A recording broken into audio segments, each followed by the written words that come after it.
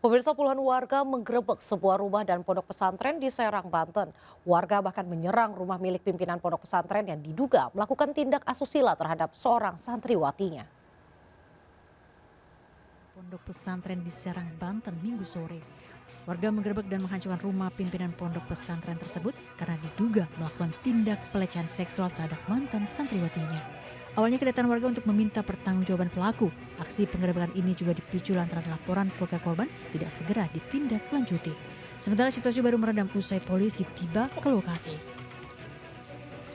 Masih bahwa di dalam pesantren ini telah terjadi tindakan asusila ya, yang dilakukan oleh pimpinan pondok pesantren Bani Makmun atas nama Ustadz Khalid, sehingga masyarakat secara spontanitas mendatangi pesantren untuk meminta pertanggungjawaban.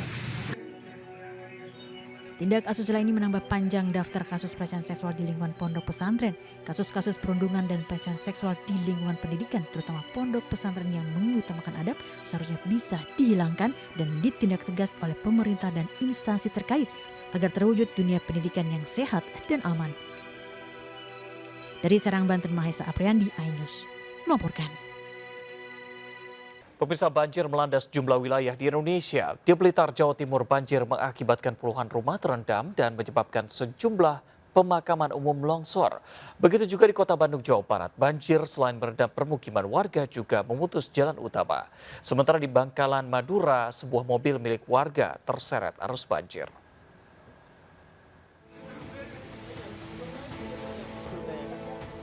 Sedikitnya 25 rumah warga terendam banjir di Kabupaten Blitar, Jawa Timur.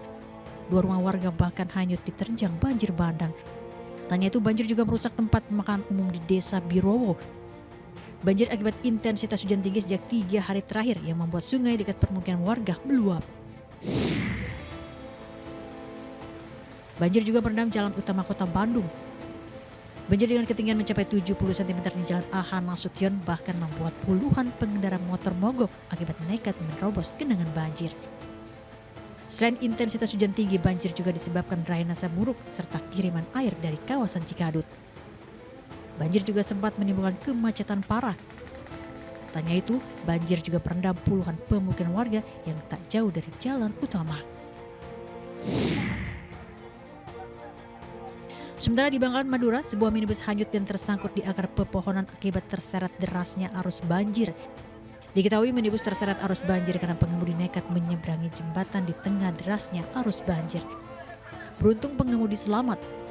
Banjir di wilayah Bangkalan Selatan juga mengakibatkan sejumlah desa di 4 kecamatan terendam banjir.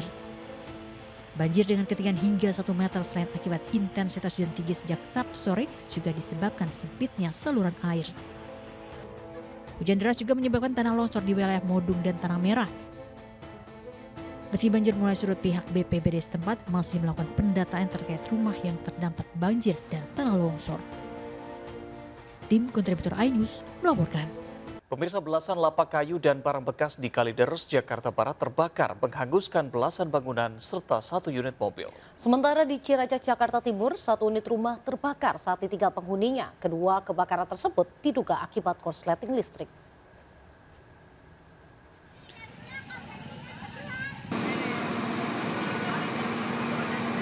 Api dengan cepat membakar 1 unit rumah warga di Jalan Haji Jusin, Ciracas, Jakarta Timur. Warga panik karena lokasi kebakaran berada di hunian padat penduduk dan api berasal dari bagian belakang rumah yang ditinggal penghuninya. Diduga api berasal dari korsleting listrik. Petugas damkar sempat mengalami kesulitan memadamkan api lantaran lokasi kebakaran jauh dari sumber air. Tidak ada korban jiwa dan luka dalam peristiwa ini. Di pertengahan, di tengah-tengah rumah gitu. Ruangan apa ya? Di ruang tamu. Jadi ada penghuninya atau gimana? Nah itu menurut pengakuan sih tadi pemilik rumah nggak di sini sementara ini katanya. Tadi hari ini deh. Kita nggak tahu apa sudah tinggal atau tidak kayak. Sementara itu, kobaran api membakar belasan lapak kayu dan barang bekas di Jalan Asem Raya, Semanan, Kalideres, Jakarta Barat. Bahan bangunan dari kayu membuat kobaran api cepat membesar. Api pertama kali muncul dari lantai 2 kamar pekerja di salah satu lapak hingga membakar satu unit mobil. Diduga kebakaran ini dipicu dari korsleting listrik. Beberapa korban sempat menyelamatkan harta bendanya. Posisi api itu udah ada asap gitu. Jadi posisi api udah di atas. Posisi api ada di lantai 2 Ya, atau di lantai 2 di mes. di mes? Iya, kita udah berusaha matiin, cuman apinya itu udah terlalu besar. Setidaknya 11 lapak kayu dan barang bekas serta satu unit mobil hangus. Dari Jakarta, Rio Manik dan Miftahul Gani melaporkan.